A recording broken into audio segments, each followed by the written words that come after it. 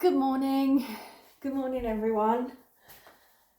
So, welcome to this postnatal mum and baby yoga free class. This is the first time I ever do this, so hopefully you will enjoy it, and I'm more than happy to get all your feedback. I was planning to do this live, but apparently I don't have enough followers. And I had no clue that that was a requirement to do an Instagram live, so I don't really care. But yeah, if you have any suggestions on how to do this, you're more than welcome to share it. And if you also have any questions, just feel free to drop them in the comments and I'll try to get back to you as soon as possible. Right, so why am I doing this? I'll try to be quick so we can start. I'm doing this because I believe that postnatal care should be accessible to everyone, and hopefully you will have access to that. And if you don't, this is a space for you to take care of yourself with your newborn baby. Postpartum is very demanding.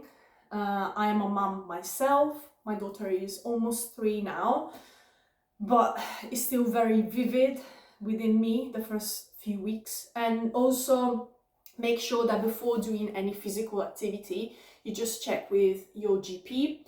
You should normally have a health assessment around week 6 postpartum if you had a vaginal birth, and if you had a cesarean birth, that should be around your week 8.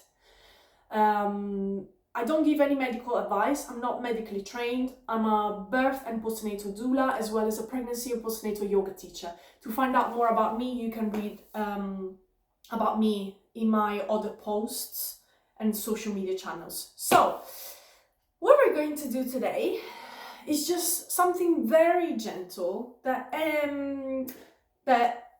hopefully anyone can do postnatally. Something very easy, and you don't have to be experienced in yoga to do it.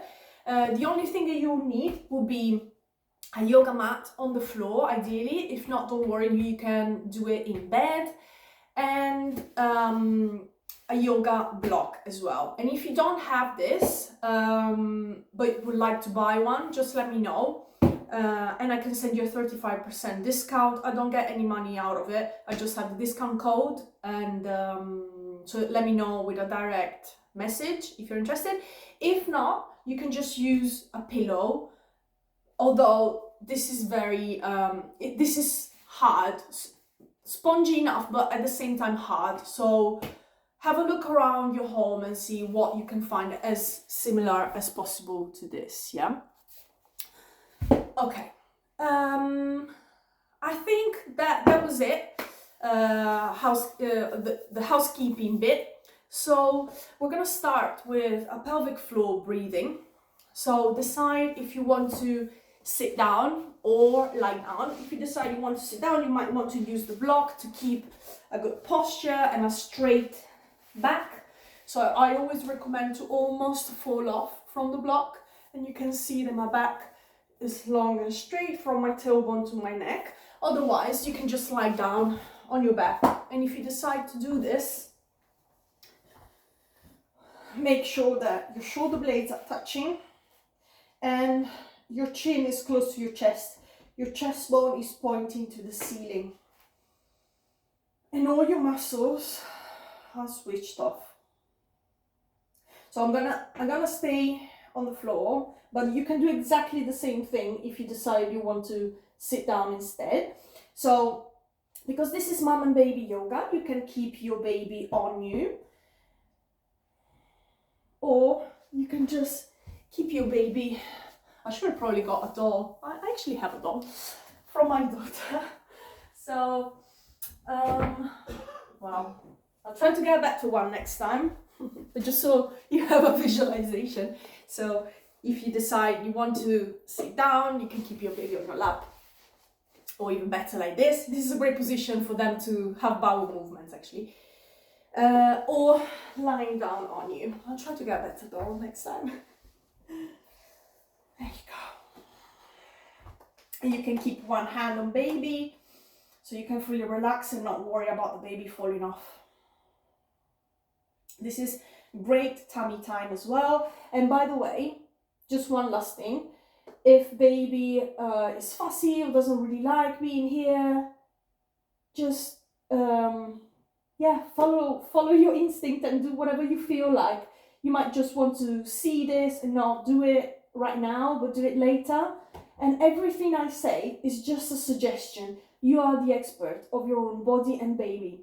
So you are allowed, you are free to do whatever you want out of this session. You can skip some exercises or you can do them differently. Yeah, which is what I always say during pregnancy as well. So that feels good for you. Once you have that posture, that chin close to your chest and shoulder blades touching, which makes your chest more open. See if you can bring your awareness to your breath and observe how that looks like for you today in this moment.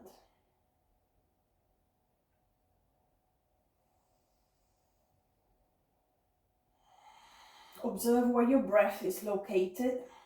That might be on your shoulders, on your chest,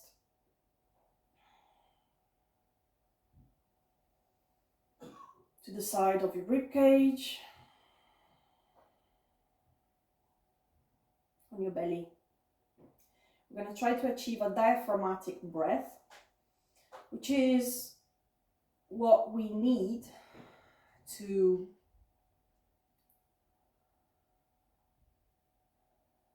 recover the pelvic floor from birth, be that a cesarean or a vaginal birth.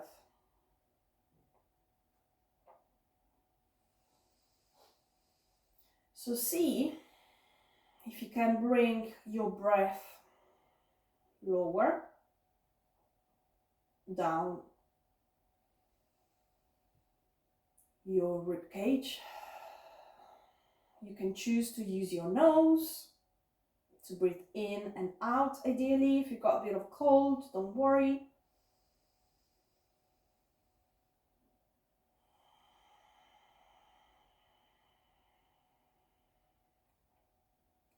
And see if you can imagine or even place the other hand on top of your navel, your belly button. And try to make it as high as possible as you inhale.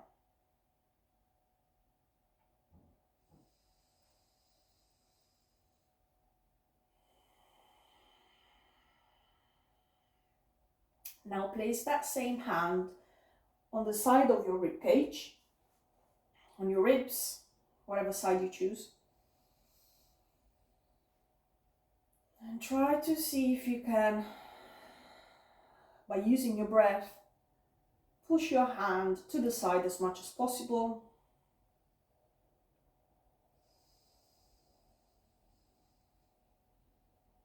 And bring it back in. You don't have to follow my own rhythm of breath. Follow your own.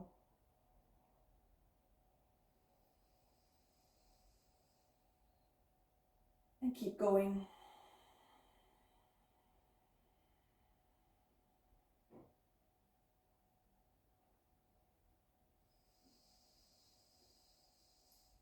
What this does to your pelvic floor as you inhale, it relaxes.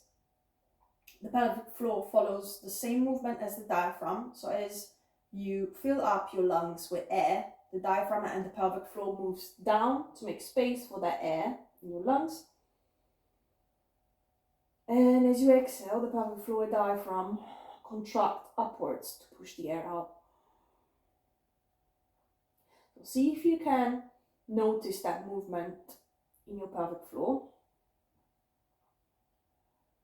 This might take practice, so don't worry if you can't really tell the difference, or if you might feel the opposite as well.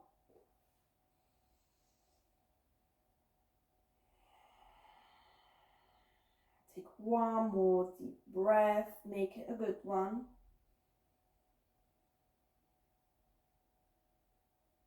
And release. So just stay here. I'm gonna check my notes, and we're gonna start with a psoas stretch on a block.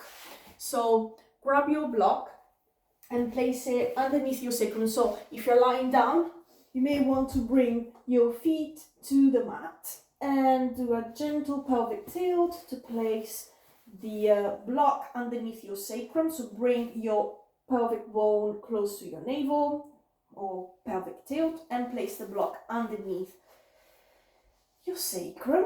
Baby can still stay here, and release the legs once again.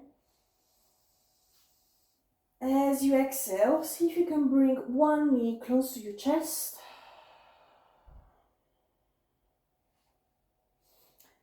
And you can hug the knee as well. I don't know if you can see it, the baby's still here, so I'm keeping baby safe with my inner elbow. And what this does is stretching the psoas muscle in the extended leg.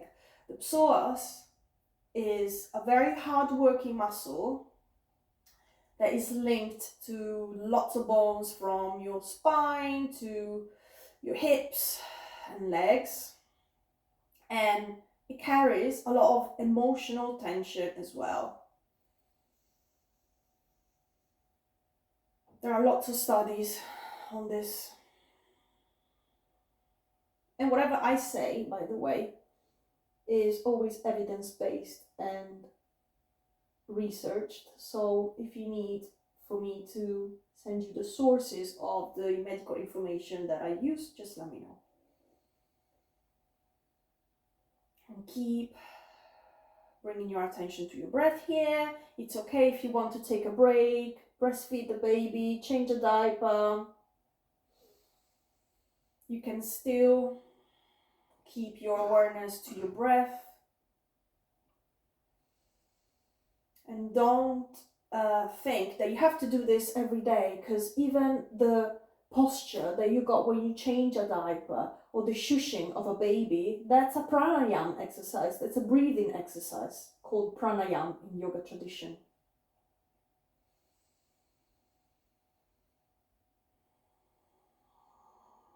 Or even the posture that you use to breastfeed. We'll work on the shoulders later on as well. Even if you're not breastfeeding, you're carrying the baby for a long time in the day, and that puts a lot of tension on your shoulders.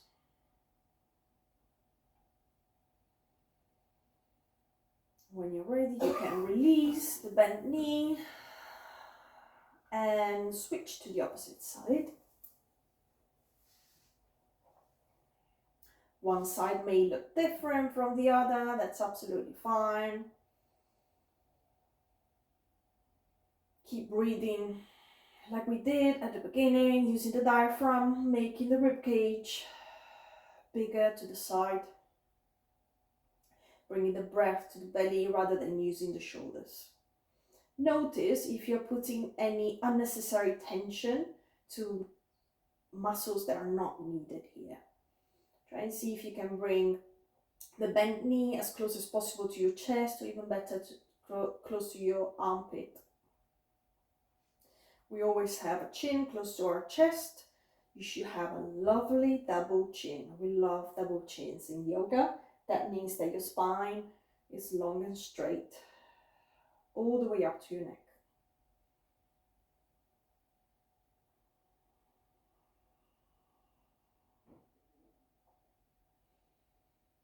There's no performance here. Just do what feels best for you, because only you know that. Professionals, including myself, we can only guess, including midwives, including doctors. You are the only one that knows what's really going on in your body, mind, heart.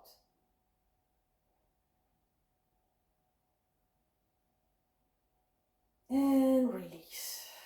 You can remove the block. So make that pelvic tilt once again, very gently bringing the pubic bone close to your navel. Once again, bring your shoulder blades close to each other. And put the soles of your feet on the mat, bending your knees. We're gonna take some pelvic tilts. Very, very gentle pelvic tilts. You should have a lumbar curve here, so there should be plenty of room for your arm to slide underneath your lower back, which is a natural curve of the spine. And once you're in place, see if you can bring your pubic bone close to your navel, almost lifting the hips, almost. And then make your pubic bone as far as possible from your navel, your belly button. If you've done yoga before, this might look similar to the cat-cow movement on all fours.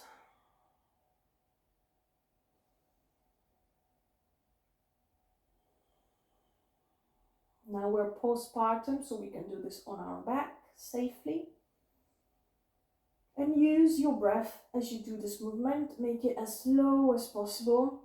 So as you bring your pelvic bone close to your navel, you're exhaling. And as you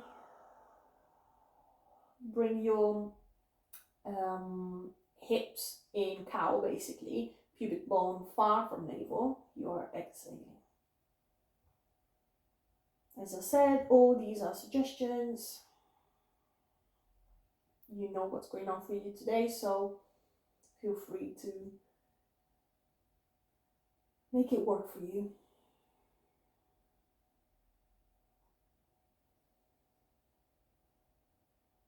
And if baby's fussy here, as I was saying, you might want to do it on all fours, just like in pregnancy as well. Oh, maybe this way is better. So make sure that you have your hands underneath your shoulders, always shoulder blades touching, chin to chest, neutral spine. Inhale, then cow. You see that lumbar curve there. And exhale, cow.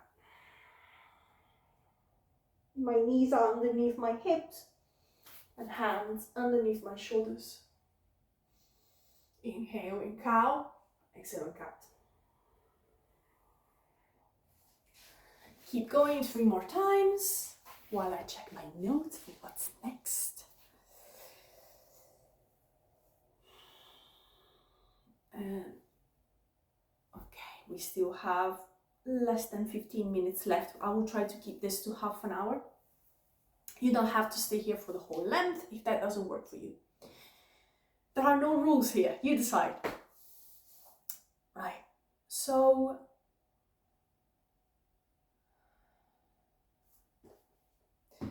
if you're still lying on your back, make sure that to come out of the pelvic tilts,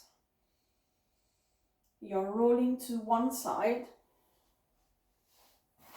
and pushing yourself up using your hands, rather than doing a crunch. Crunches were very, fashionable in the 90s. But actually, they are not a great exercise to gain those abdominals back together. And also make sure that, as I said earlier, you've been assessed by your GP, that you don't have any diastasis recti. Also, we're just gonna check actually how your pelvic floor looks like, because I forgot to do that earlier. So now that you brought yourself into a seated position, let's just quickly assess how your pelvic floor feels like. You might have some symptoms like incontinence, which is fine in the first few days, but if you still have that, after your week 6 or week 8, make sure that you see a professional, especially it might be a case to see pelvic floor physiotherapist. Let me know if you need any recommendations. Because there's so much going on in the pelvic floor, and it's not normal to be either hypertense or I forgot the opposite of hypertense, but basically hyper relaxed in the pelvic floor, which can cause incontinence. So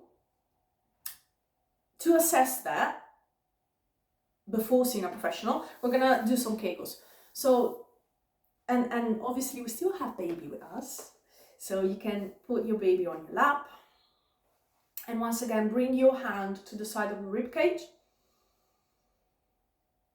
and use your breath to send the hand upwards and inwards as you inhale and as you exhale. Hopefully you can see that. You may have to slouch a little bit here if baby can't keep his head up, or just make sure that you're keeping the baby's head up with your fingers underneath their chin. So now that you're here, as we said earlier, as you inhale, your pelvic floor relaxes and moves down with diaphragm to make space for the lungs to fill up, and as you exhale, it tenses up with the diaphragm to push the air out your lungs. So as you do this, try and visualize this in your pelvic floor. Your pelvic floor is moving down just like a jellyfish, and as you exhale, that jellyfish is moving up, and you do a tiny Kegel contraction, as if you had to hold a wee-wee when you go to the toilet. That's not recommended, by the way, because that might cause urinary tract infection, so don't do that when you go to the bathroom.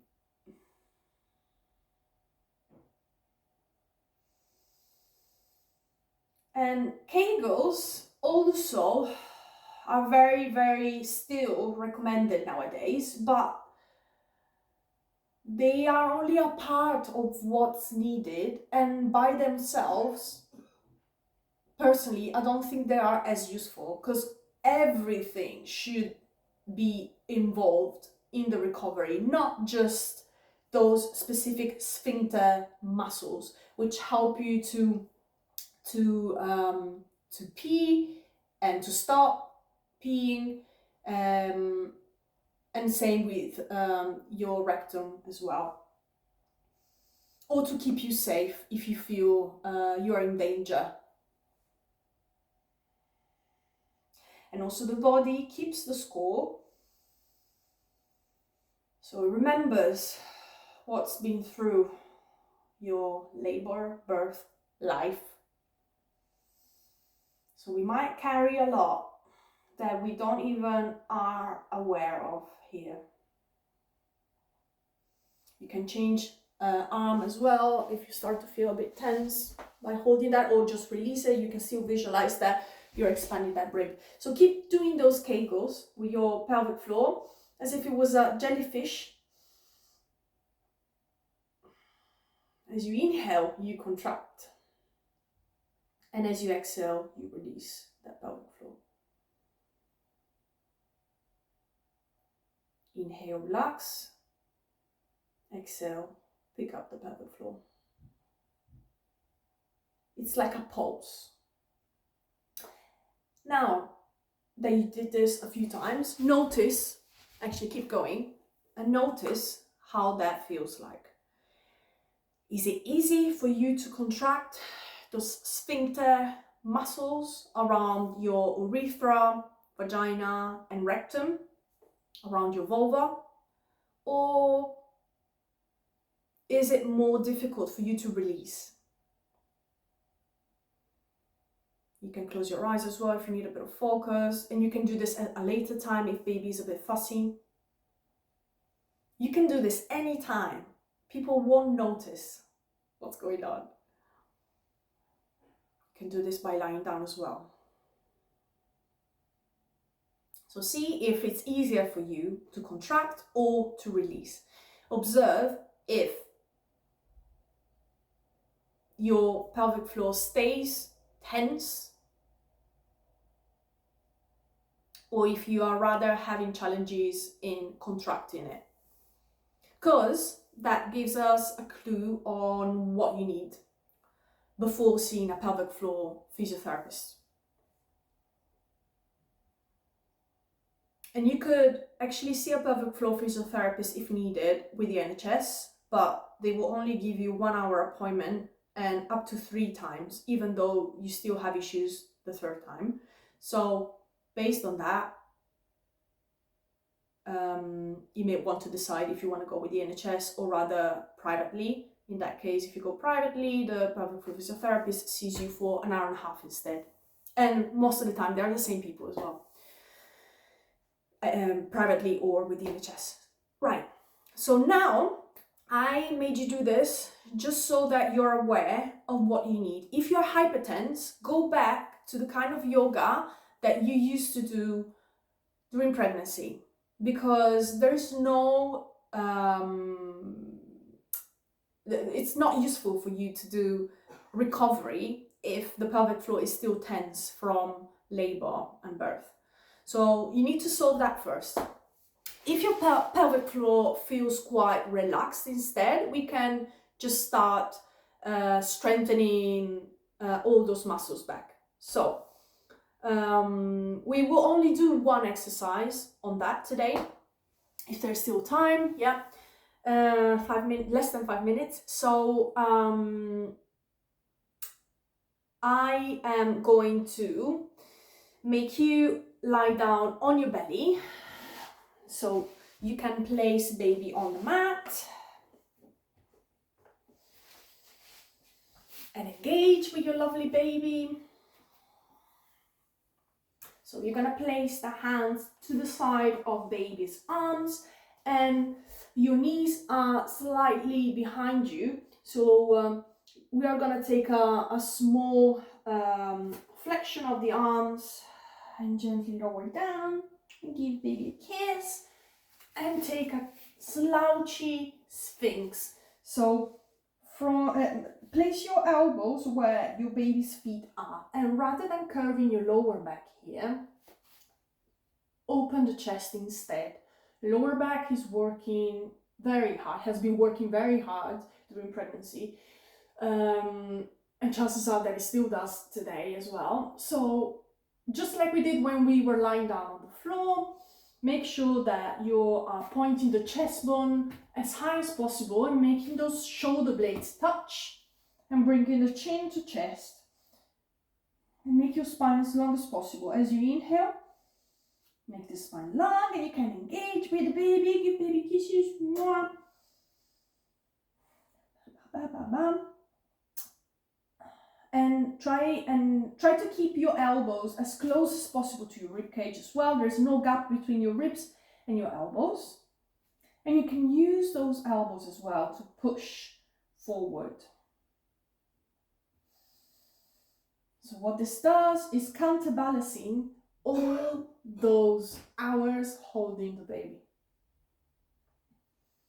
And potentially an incorrect posture as well. The more your chest is open, the more you can breathe better. The more you can breathe better, the more oxygenated you are. The more oxygenated you are, the more you are detoxified. So indulge into that, even though it might be a bit challenging because you're not used to this. So only you know the difference between pain and discomfort. We're not looking for pain. Pain can be dangerous, but it's normal to feel discomfort, especially when you're doing something new, including being a mom. Welcome to the to motherhood.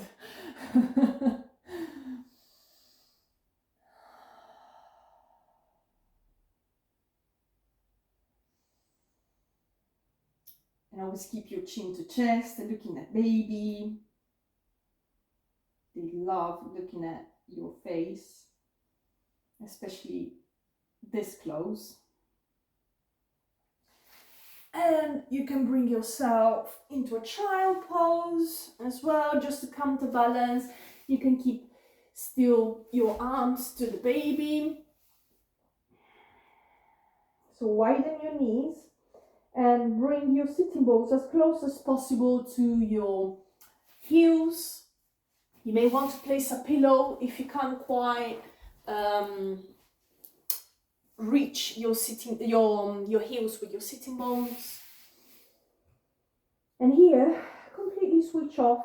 Place your forehead on the mat and use that diaphragmatic breath by making your rib cage bigger to the side.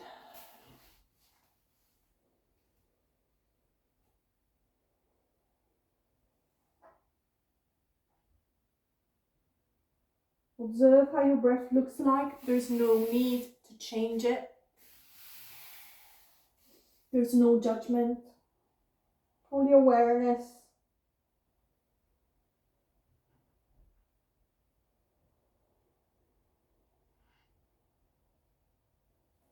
And release. So I'm going over time now.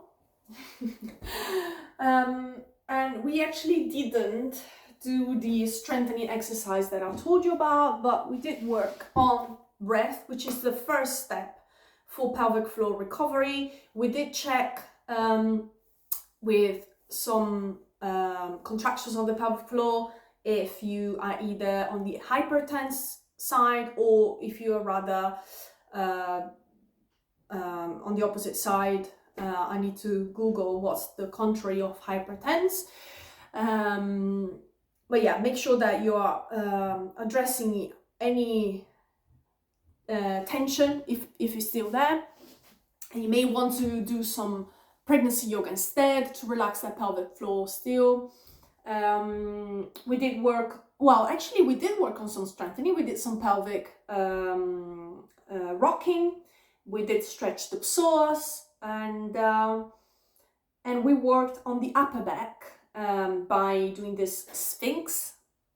So next time we're gonna work on some more strengthening, and we might just do a baby meditation as well, meditation that you can do with baby. So I'm just gonna leave it here for you now, and I can't wait to hear your feedback. Let me know if there's anything in particular that you would like to do with me here. And keep your eyes out as well if you want to meet face-to-face with me, either for pregnancy or postnatal support. You can find all the information in my account, or you can just send me a message and I'll get back to you. All right, have a lovely day. Sending you a big hug. You can do this. Lots of love.